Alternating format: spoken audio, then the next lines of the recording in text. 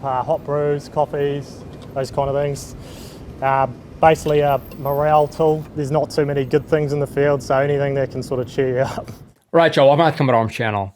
Okay, so today we're checking out something from Business Insider. Now, this is a video that I didn't expect them to upload. I've seen them do videos previously on like the US military, and especially on what certain US military occupations have in like their 72-hour bag. And this is kind of similar, but this is what the New Zealand Army soldiers have in their 72-hour bag. Now, thinking about the US military, I mean, we're not necessarily taught to pack in that kind of sense. You'd have pretty much like an assault pack if you're going to do like an assault, and that's usually with kind of equipment to sustain or assist in your assault. So either you'd have magazines in your assault pack or, you know, ammunition, other kind of things, signaling devices.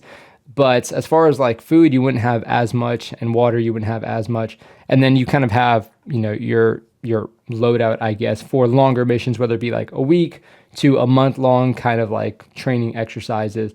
But a 72-hour bag, this is probably more akin to what you'd see with like a reconnaissance element, as far as guys who push out and they might anticipate being out maybe for a couple days, maybe 3 days, but they'll also pack to potentially sustain a little bit longer because, you know, shit happens. So yeah, I'm interested to see what these guys have in their 72-hour bag, especially if it's just like kind of a standard infantryman, but should be cool. Let's check it out. We call it a veil, or like a micro ghillie, and it essentially breaks up the triangles of your shoulder line of your head that the human eye tends to pick up. My name's Bombardier Sam. I'm with the New Zealand Army with 16th Field Regiment as a Joint Terminal Attack Controller, and this is what I'd take on a 72-hour patrol. Okay, so he's a JTAC. So JTAC, again, kind of like a forward observer role. I don't know necessarily how long they anticipate going out or how long they kind of traditionally pack for, but dude, I gotta say, this guy's kit is freaking legit. He's got a mag pull sling, a really nice kind of backpack there, and then also just the camouflage is on point on the rifle.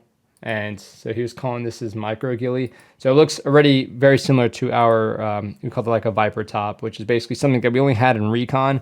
Like in the traditional kind of line unit, we didn't have anything to throw over ourselves. Maybe just like a scrim on the helmet, but that was pretty much it. What we'll get here is the modular assault rifle light. It's just a 5.56 assault rifle. We've got an ACOG and then a red dot on the top. Nice. We've got a PEC 15, which is our laser, and then we've also got so IR invisible laser. What do you have sort of wrapped around it there? What's all that green stuff? It's just the wrap to sort of break up the shape of the rifle. Now that I look at it, his hand is like pretty beaten up, so he's probably been in the field for a little bit, so I'm not sure how excited he is to be doing this video. But yeah, you can tell the camouflage is put very well on. He can still flip up his iron sights. It's not affecting or impeding the view from his scope or his RMR here. And of course, not in front of his laser or messing any of the controls. Oh, and an ambidextrous if you're bolt operating release. in close quarters or in close proximity, if you just had a standard black rifle, it would catch the eye and you're more likely to get detected essentially. Here we've got the helmet. It's got the MVG mount. It's got nice a MVG mount red as light, well. IR strobe, Like a and Wilcox counterweight G24 for the, or night something. vision. You could wear it all day long. It's not too bad. You might get a sore neck after a wee while, but here we've got the battle belt. I've got a football gameplay kind of thing, and I can just quick reference it. It's just got pertinent information, and then well, here I've got like a CAS brief, so close air support brief, and I'll just have there if I needed to reference it. I've seen that before, sort of fill it but out on the run. I don't always have the time to pull out a notebook. And never used one I can just myself. quickly scribble something down on it. Standard K-bar. It's a good idea. K-bar knife. Nice. GPS. The Tonto chuck blade. it on your wrist just for a quick reference. Yep, those are Individual clutch. first aid kit. So if this is just for me only, and then I can, whoever, if I get injured, they can just quickly pull it off and get to whatever material needs. So I've got a extra tourniquet. I've got Israeli. You say tourniquet? I mean, I know it kind of looks French, but tourniquet. I've got Israeli bandage, and then we got chest seals. So if you get shot in the chest or something like that. Obviously, like two of them, medic, good. But like you have a lot of first aid training, right? Yeah, we have like upgrade medical courses, so like a combat. The contrast with his white combat teeth and his lifesavers face course, so you paint is just pretty get funny. A little bit extra training. Or like just basic combat medical care. Yeah, it's just a bit more than what you would get taught just out of basic training, pretty much. Yeah. Here, just got night vision. So just try and keep that on you the whole time. Oh, nice, and the dual tube. These guys have some nice Ideally kit. not in your bag, so if you forget it or leave it, then you can't operate at night. I don't know about those Condor gloves though. To your helmet? Yep. So just The producer dude asking these questions. attaches like that, and then It's like mind just blown. folds down. And here, another extra water bottle, trying to keep at least a litre on you. So just Yep. more water, I always prefer canteens. Camelbacks are kind of bit of annoying rope. sometimes and then a and not totally reliable. pruning saw for cutting brush and that kind of thing. And that's just Nice. tethered to me so I don't lose it. Huh. I never considered having one of those as part of like my field kits, but especially in the recon, it would be nice to have something like that in certain circumstances. But I mean, I've only pretty much used this when I'm camping, and that's kind of just cut firewood. But I'm sure there are a lot of pretty solid applications you could use that for. Predominantly, we operate in the Southwest Pacific kind of area, so a lot of our operations or previous operations are all conducted a lot of the time in the jungle or the bush. Just an extra magazine and then a grenade pouch. Is that Just multicam five Tropic? mags on us, and then the extra mags will be in an extra bag, so like Can't a grab tell. bag or something like that. Standard issue body armor. On the front here, we've got extra Nice. magazines. We've got our Got the push to ATAC, talk. or essentially we can do all our mapping and all our connectivity off this. We can send data missions through radios and that kind of thing like that. We've got our push to talk, so It's got a talking on the cog works, radio. nice. So we can operate up to 4 different channels on this. So talking Pretty to lots of streamlined different kit. people. Got a dump pouch. To the my right hand side, we've just got I've never seen a dump pouch there. Generally, it's like a kangaroo pouch, kind of fanny pack, or like a dangler pouch. But as a dump pouch there, I guess that also can make sense as well. It's kind of annoying sometimes to find it when it's like on the back of your belt. books we can reference. So this is a J fire, a joint fires. So this gives us all the information that we might need on the run, or we can reference it if we need to conduct some kind of mission with naval or air or ground. Just a Yeah, extra it's always nice notebook to have those for little reference CAS briefs guides. and that kind of thing. It's just laminated, and then we go over it with sandpaper just so we can write on it in the rain with pencil. Just a Oh, okay. Sandpaper and then write it with a pencil. Interesting. Yeah, I've always just kind of had like lamination, but also like the map markers and kind of like the erasing pen as well. But that's actually a pretty interesting solution. And it looks like he's used it quite a back panel bit. for extra stuff, whatever you might need, and then radio. No comms, no bombs. Yeah, Never heard that one comms before. Are critical. You can't do anything out. Yeah, but isn't it tough in some jungle environments? Yeah, for sure. But we have When you got to extend the whip, techniques and maybe. tactics and stuff to mitigate that kind of stuff. On the left-hand side here, we've just got a IR pointer. If I wanted to talk to like a UAV Oh, nice. or Yeah. a fighter or something that's coming to strike a target, I could essentially rope him around like this. Yeah, and those things are then powerful lasso too. him onto whatever he's striking. Compass. It's got tritium in it, so you can see through night. You don't actually have to charge it Yeah. with like an extra light to be able to illuminate the illuminators. So this Yeah, is a definitely special nice. reconnaissance pack. It's essentially damn. 70. That is a nice freaking pack. A little freaking wide, but I guess that's more preferable to having like a taller pack, I guess. I don't know. I've never really tried the difference between like a taller pack and then one that's just a little wider. To our loadout. Essentially how the pack's configured is we like to have all our equipment on the exterior of the pack, so we're not constantly opening the pack and digging into the middle of it. On the top of the pack here is our claymore pouch. Obviously we'd put our claymore in there. Okay. Damn. They got claymores in that conjunction to often? that would have we call it a veil or like a micro ghillie, and it essentially breaks up the triangles of your shoulder line, your head that the human eye tends to pick up.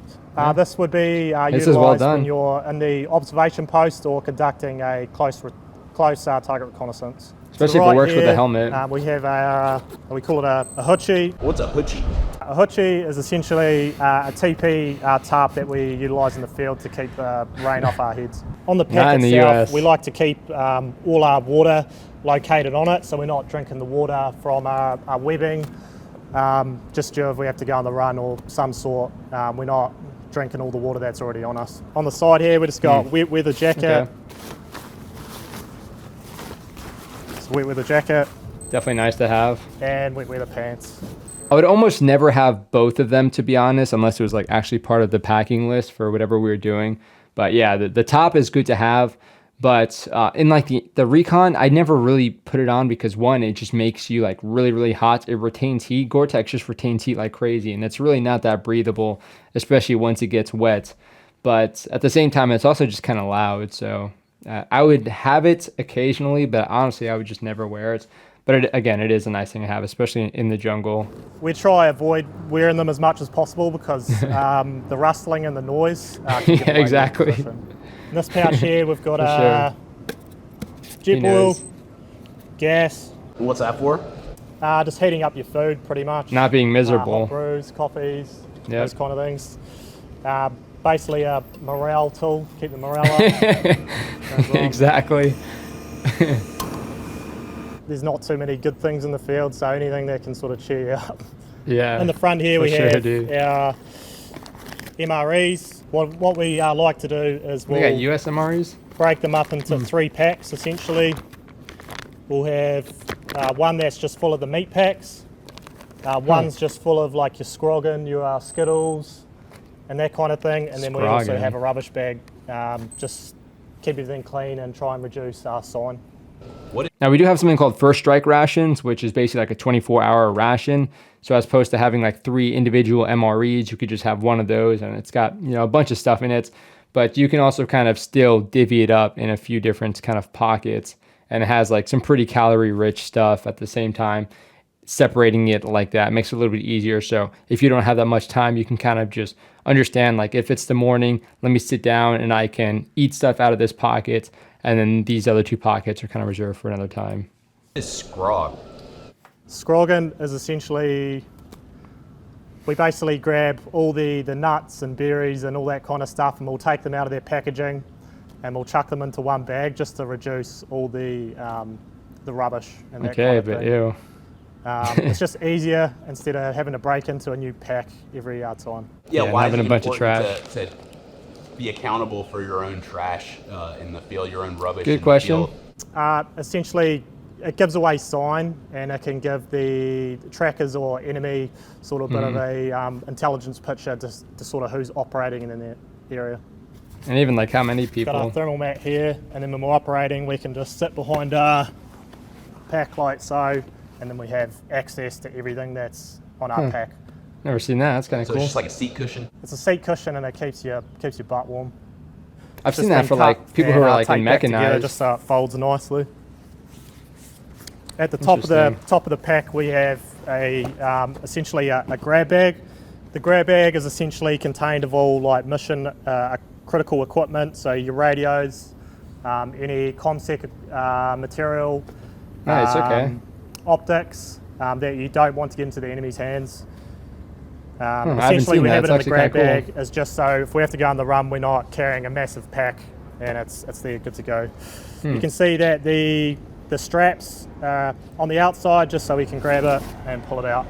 Nice. Or we've got our Some emergency ration in there as well. Material. So we've got our thermal night optic and our day optic. So it's called a it's a gym big alarm. dude. It's a thermal optic, and it also has a day TV mode.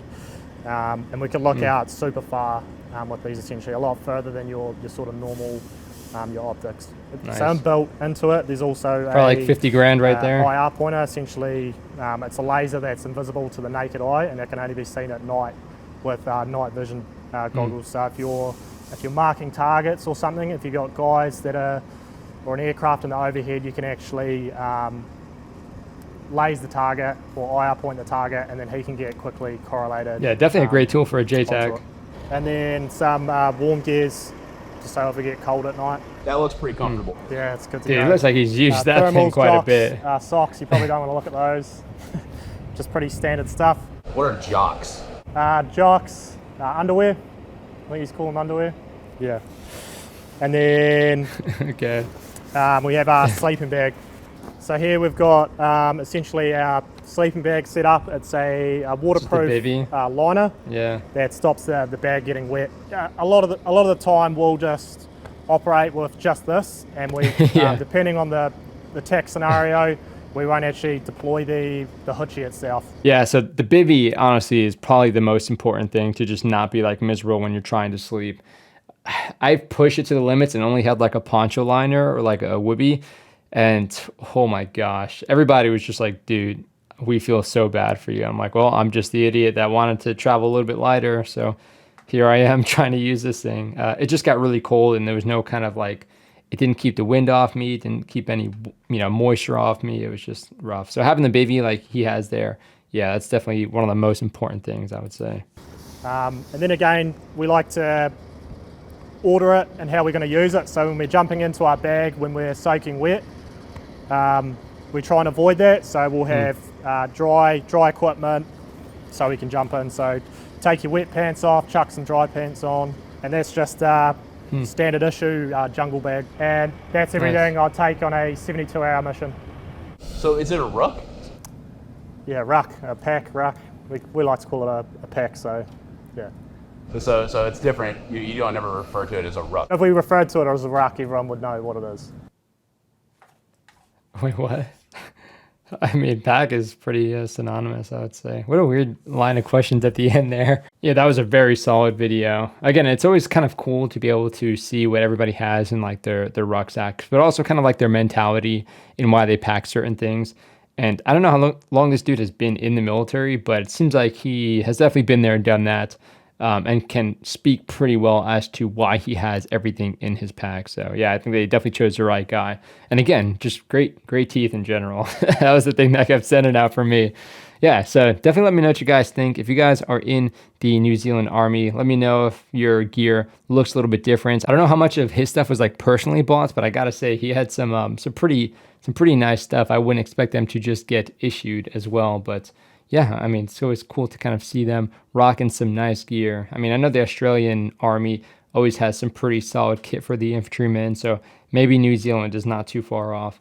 But yeah, let me know what you guys think in general. If there's anything that you think that you would love to have in your rucksack, especially for like a 72-hour bag, let me know. But as far as my comparison, again, mine would mostly be coming from like the reconnaissance, because in the traditional infantry, it'd be like generally longer kind of sustainment packs, stuff that I'm not necessarily worried about being too heavy because I don't necessarily need to be moving too far with it.